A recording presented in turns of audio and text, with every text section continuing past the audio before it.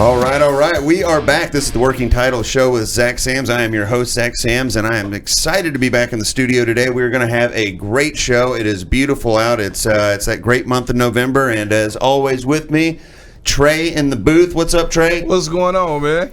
Oh, man, I'm just thrilled to be here. I'm thrilled that it's 70. Actually, I'm bummed that it's 70 degrees outside because I should be playing golf. I was about to say, why would you be bummed that it's beautiful outside in Texas right now? Yeah, because I'm indoors, I guess. But yeah. Your logic makes sense after all. Yeah. It always comes around. But we do have a great show today, Trey.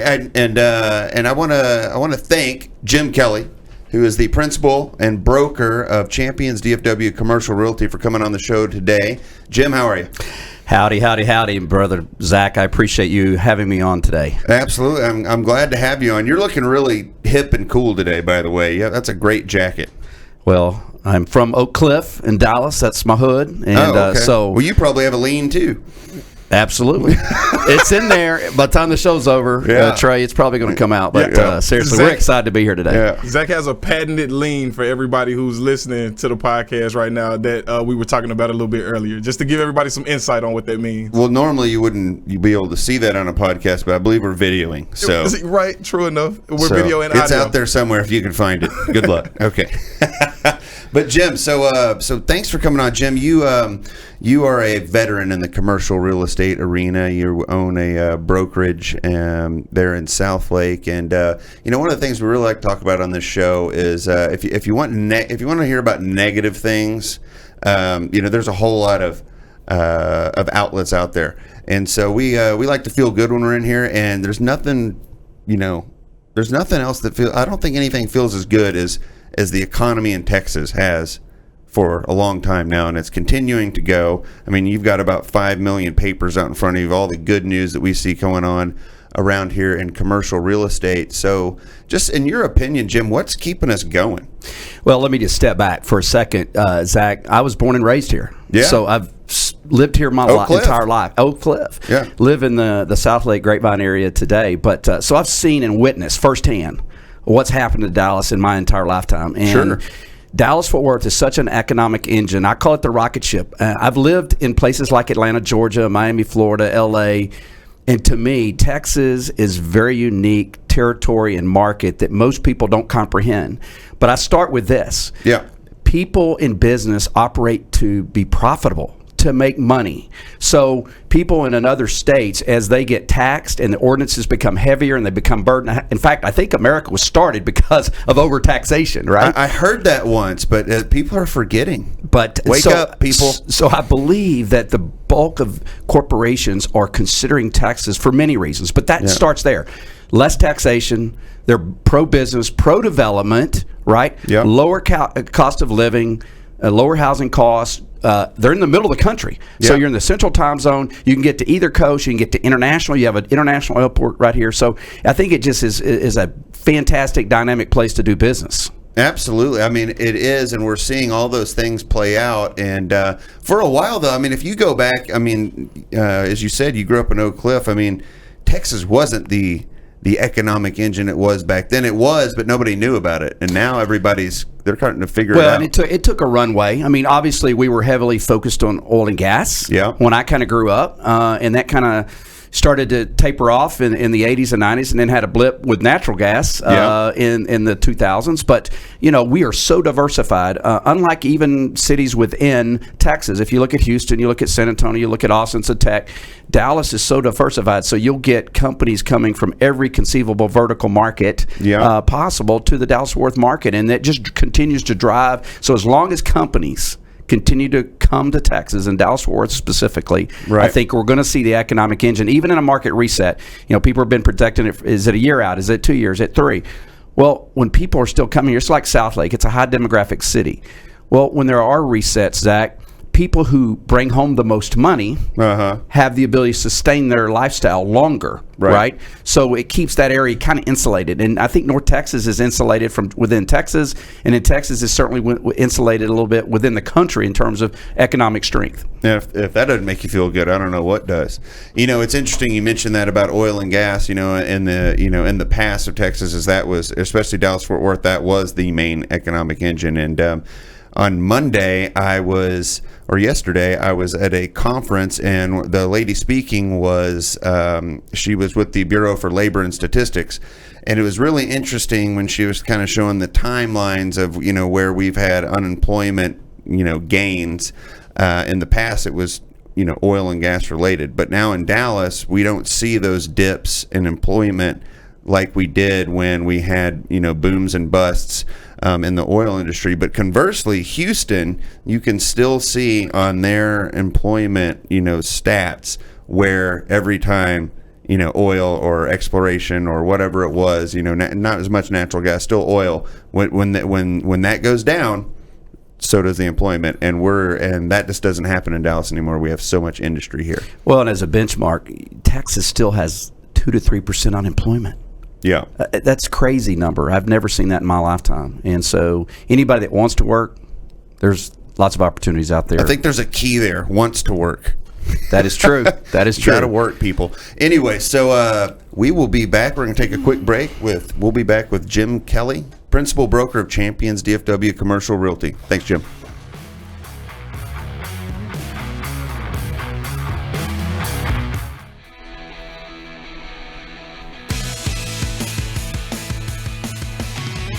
All right. We are back, and this is the second segment. And Trey, was that Blink 182 you were playing there? I didn't know you were a Blink 182 fan. That was not Blink 182 fan. I am not a fan. But I do know the group. I'm familiar, but I'm not a fan of Blink. That was David Bjork, I think was his name. David Bjork. He's hot right now. I think he's playing in Deep Ellum this weekend or something. I think so. Yeah. I think so. David Bjork, one of my faves. Share a little love there. So we are back. Jim, thanks for staying over the break. Still with us, Jim Kelly, principal broker at Champions DFW Commercial Realty in Southlake. And you are it in Southlake. I mean, when you drive through Southlake, the only signs you see are Jim Kelly. So, Jim, tell us, how did you get into the commercial real estate business, and what's been driving your success? Well, thanks, Zach, for that question.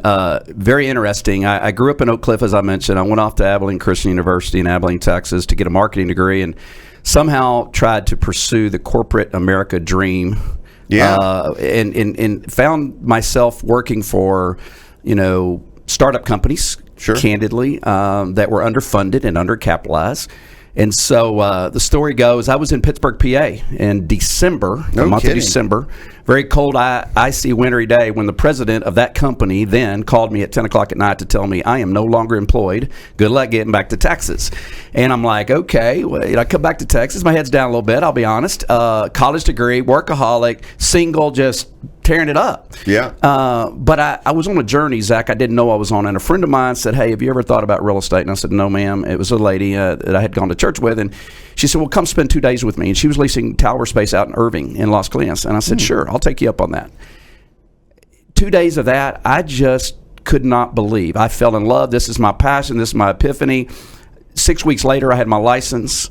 And I started leasing office space at the Crescent in downtown Dallas. No kidding. And did that for a year. Yeah. But here's a guy that had been traveling the entire country in various sales and marketing roles. So I was a little bit challenged sitting on one property. It was a great property, great venue, but I wanted to do more. And so I started interviewing brokers, and that led me to Southlake. And I went to work for a broker in Southlake. And 3.5 years after working with that broker, I started Champions in 2007. So we're almost 13 years old. It's hard to believe. 2007 was a great year to start a real estate brokerage, wasn't it? By some people's standards, it may not have been, Zach. But you know what?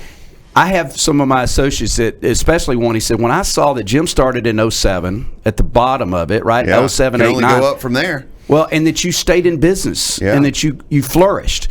It spoke to him. And I just think if you get up every day and you have a passion about what you do, and you serve your clients well, and you care for them, good things are going to happen. And so that's kind of what has transpired. I've been on a journey, and it lives on because I love commercial real estate.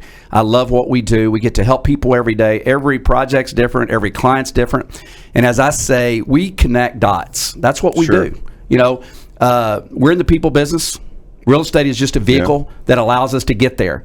But it is very unique and it's very dynamic. And as we've talked about, Dallas-Fort Worth market is on fire, and it's been on fire for multiple years. And who knows where it's going to stop. But even in a down year, when 07, 08, 9 hit, I loved what I did back then and I do today, Zach. So it's been fun. It's been a great ride. Well, I think that's a great philosophy, Jim, just, how to operate in life and in business. And it's proven to work for you in both places. So tell us a little bit about Champions DFW. I know you're a commercial brokerage. I know you're in South Lake, but I know you do business in South Lake and outside of South Lake. So tell me just kind of how y'all operate and how y'all are helping people. I would love to. So we're based in South Lake. We've been there for 13 years, as I stated. We operate within a full commercial brokerage platform, meaning we touch retail, we touch office, medical office, industrial flex, land, special use projects like church buildings. But we have about 10 folks in our firm. Yep. We also do property management, so we do a lot of leasing. I would say about 75 to 80% of our stuff is on the landlord-seller side, meaning we list properties for sale, we list properties for lease, and then we manage those properties throughout Dallas-Fort Worth. We're licensed in the state of Texas, and I would say we probably operate pretty heavy within a 2-hour distance in terms of certain significant projects. Right. We're not going to go to Waco, Texas for a small project, but because we can't give great service. So we're very serious about providing that great service. But we operate throughout the Dallas-Fort Worth Metroplex in full service brokerage, mostly on the landlord-seller side. So we list properties for lease and sell, and we've got 10 folks. We've got people that have the special skill set and knowledge of those verticals, i.e. retail, i.e. office, industrial, and investment sales, as well as property management. So, with the property management, is that across all assets, so that you're managing retail and office and industrial, or is there a segment you stay in on that? No, it's with the exception of multifamily. That's a whole different breed. That's more residential property management. We touch all commercial classifications on property management: retail, office, medical office, and I would say our sweet spot's probably 10,000 to 200,000. In terms of the size of properties we manage. And it's a very critical piece. People forget you can have a $5 million, $10 million, $20 million asset, Zach, but guess what? If you don't manage it, it's not going to be worth that much. It's going to lose the value. Sure. You're going to lose tenancy, which then depreciates the whole overall value of that property. So we feel like it's a critical piece. It's not my skill set, right? And I took it on about 3 years ago. I partnered with the right director of property management. She's been in it 30 years. She gets you have the right people there. Got to have the right people. You got to have the right people, but they engage the tenants every day. Yeah. And they're on the property minimum once a week. So they do a great job of taking care of the assets as though it was their own. Do you think people make a mistake trying to manage their own properties, especially when it comes to the commercial side? I do. Very few people have the breadth of knowledge on how to manage a property, right? Mm-hmm. It's not just making sure the lawn's mowed, right? The landscaping's watered, sprinklers work. But here recently, we talked about, there's a story out about, property insurance, right? And how due to the storms in Dallas-Fort Worth, we're probably just going to see a 25 to 50% increase in commercial insurance rates. So is that a function of property management when you have a storm come in? So if you own that building, or you're managing any one of these buildings, that's on you to get that building back. Absolutely. Where it needs to be. Here's a good example. We have 5 property portfolio we just took on. Okay. The owner was in California trying to manage it from California. Let me say, she was from California, right? Yeah. So if I already see that's a little bit of a disconnect. Yeah. If the storms hit, you're not on site. They don't even know what a thunderstorm is in California. Exactly. So I think it's critical that you have good access to the property, that you can see it. If certainly weekly, if not daily sometimes, right? Yep. But it's as I mentioned, it's managing the property insurance, it's managing repairs, it's managing the tenancy and making sure the spaces are properly cared for, fighting property taxes. Yeah. The taxing authority is going to seek a property increase. What are you doing? Are you in California? How do you protest that, right? Yeah. So we're a non-disclosure state. California is a disclosure state. Exactly. Totally so we are so on that from day to day in those operations. We manage the asset as though it was our own, Zach, and it's very critical that we bring that extra value that you're typically not going to see in an out-of-state management group or some management groups here locally that don't believe in the customer care that we provide. Right, and plus the property management group, you're a client, or the owner's your client, and you want to keep them happy, so you're going to treat their tenants well. Where it's the owner managing their own property, I think we tend to get a little cranky. You don't always give the best service that way. Well, and it's we can kind of see it from two sides. We're doing the leasing on a property and we're managing it, right? Yeah. So I may be out there on a property tour with a client and I see something, I notice something that it might have been 2 days since the property manager was there. Yep. So now we have more eyes on the property. Yeah. Which provides better service to the asset. Seems like a winning formula to me. So I think we got a winning formula. We got a winning team for sure. We got such a unique collaboration. But we do everything out of Southlake. Everything is based there in Southlake. And we do provide tenant buyer representation agreements. I get pulled in a lot from that because of my 18 years in the business. Clients want that extra service. They want to deal with me sometimes or deal with one of my associates. But so we do provide buyer tenant rep services. But primary is 70-80% is on the landlord seller side, Zach. Very interesting. Well, let's take a quick break, and we'll be right back with Jim Kelly, Principal Broker of Champions DFW Commercial Realty.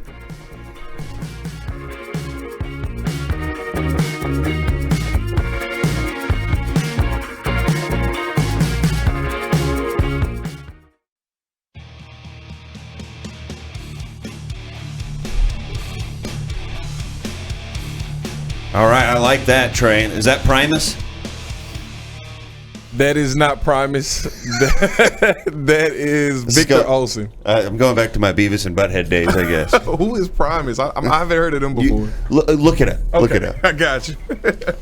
All right, we are back. This is the Working Title Show with Zach Sams, and he stayed with us. Jim Kelly, Principal Broker, Champions DFW Commercial Realty out of Southlake. Jim, again, thanks for being on with us, and thanks for sharing about your company there in the last segment. It's I always find it interesting. Real estate just never gets boring. There's so many facets to it. There's so many different ways to make a living in real estate, but so many ways to invest in real estate. Even if your main role in your job it could be totally on the other side, of the spectrum from real estate. But it's something I think everybody can even learn about, play in, and be excited about. So tell us, with what you're doing in Southlake and what you see going on around the Metroplex, what are you excited about? What do you want the people, in Southlake or that listen to the show to know about real estate or know about y'all, and how do y'all help people, especially, I know there's like 50 questions in this, but and how are y'all helping people that maybe are trying to find other places to put their money? Well, Zach, we help our clients in so many different ways. Obviously, I mentioned we sell and lease property for property owners that have invested in real estate. Yep. But I think one of the greatest things we do is we're a resource for our clients. Mm-hmm. We don't just know what is on the market or what is sold, right? But what's coming and how does that impact, right? There's a big brouhaha in Southlake about density right now, and I think it's going on. It's a conversation that's going on throughout the Metroplex and some of these smaller municipalities, right? Mm-hmm. We've seen the times in the cities that had kind of dry up and blow away, right? Or that don't do well because they don't have any or they don't have any employment, right? Right. For people to pull from to support themselves and their families. And so I see growth and development. Meaning there's not a place in some of these municipalities for people to live and work that are servicing these communities. Is that what you're... Correct. Right. Correct. Yes, we see that in a lot of places. It's development to me brings jobs. It brings employment. And it doesn't matter if it's an 8-to-5 job where you're sitting behind a desk and a computer, but it brings restaurants. It brings entertainment. Mm-hmm. It brings lots of businesses that, generate the economic opportunities for people to support their families and to enjoy a quality of life, right? So I think what that's going on throughout the Metroplex right now, and we see it in Northeast Tarrant County. Charles Schwab is getting ready to occupy 1.3 million square feet of office space. What a building that is. Yeah, it's phenomenal at the intersection of 114 and 160. And that's just the tip of the iceberg. Hillwood has announced they plan to bring approximately 13 million square feet of Class A office Wow. So let that resonate. And if you do the numbers and back into more rooftops, right? Well, absolutely. You're going to have in the next 5 to 10 years 25 to 30,000 new employees, right? So you got to have places to live. So you got to have rooftops. Well, that then drives commercial. And ultimately, it will drive traffic and density, right? Right. And that's the struggle I think some people have, is it impacts my commute, it impacts, but they also like going down to the great restaurant and having a nice meal. People like growth as long as it's not in their backyard. Right? Absolutely. Yeah. But I don't think you can have it both ways. You really can't. I think if you need the serene setting, the country setting, you just got to keep moving out further, right? Because there's only so much land, there's only so much area that you can build on, and that's going to drive density. The frontier is always out further. You just got to keep going. Absolutely. Right? So I'm excited about all the growth and all the development from a real estate broker. Yes, it's how I make my living. It's how I support my family. It's how my team supports their families. But again, we get to intersect and engage so many different businesses. And at the end of the day, commercial real estate, whether it's what we call second generation space that gets reletted or gets sold, or it's new development, it changes and impacts people's lives, right?